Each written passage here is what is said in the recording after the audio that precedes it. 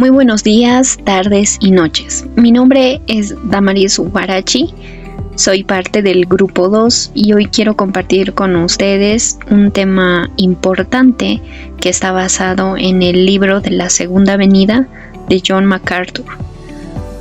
Específicamente en el capítulo 3 titulado El más grandioso discurso profético de Cristo, donde vamos a hablar sobre las expectativas mesiánicas de los judíos y las preguntas de los discípulos en Mateo 24.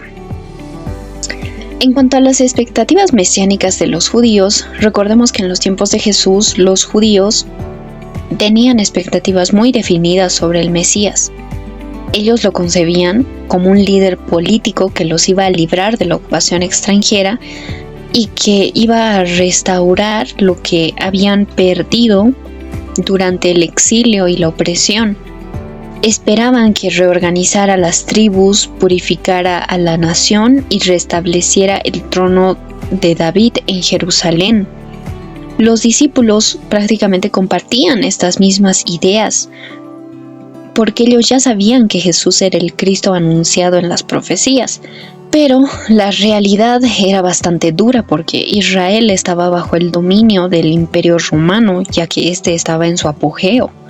El trono davídico había desaparecido hace siglos y, lo único que quedaba era la dinastía herodiana. Además, los impuestos que los judíos tenían que pagar servían para sostener a los ejércitos que los oprimían.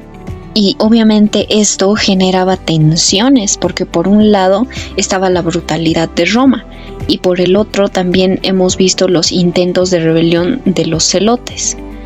Y para los israelitas Roma no solo era un enemigo político, sino que también era un signo de ruina espiritual porque ellos lo veían como un castigo de parte de Dios. Concluyendo ya esta parte y este subtítulo, es que el libro menciona que los corazones fieles de Israel anhelaban la llegada del Mesías, que según las profecías derribaría a Roma y restauraría el trono de David y gobernaría para siempre sobre todas las naciones. Continuando con la exposición, vamos a hablar sobre las promesas proféticas del propio Mesías de manera breve. Y es que para comenzar, en Mateo 24:3 debemos recordar que los discípulos formularon dos preguntas. La primera estaba relacionada con la destrucción del templo y la segunda con la señal de la venida de Cristo y el fin del siglo. Ahora bien, la primera se cumplió literalmente en el año 70, cuando los romanos destruyeron Jerusalén y el templo, haciendo que se cumpla al pie de la letra lo que había dicho Jesús. Pero si vemos más a fondo, muchas de las predicciones como la gran tribulación, los cataclismos, el regreso y la reunión de los escogidos no se cumplieron en ese evento, sino que aún se espera un cumplimiento futuro. Ahora bien, ya pasando a la segunda pregunta, es importante recordar que las palabras de Jesús, al igual que otras profecías bíblicas, parece que son colocadas lado a lado. Así vemos que ocurre con la abominación desoladora que es mencionada por Daniel, que aunque tuvo un cumplimiento parcial con Antíoco Epífanes, Jesús la presentó como algo futuro y mucho más grave. De modo que las advertencias como guerras, pestilencias, terremotos tuvieron un cumplimiento parcial en la caída de Jerusalén, pero su pleno cumplimiento apunta a un cataclismo de escala mundial. Ahora bien, los discípulos preguntaron por el fin del siglo, y esta expresión es usada por Jesús para referirse al juicio final.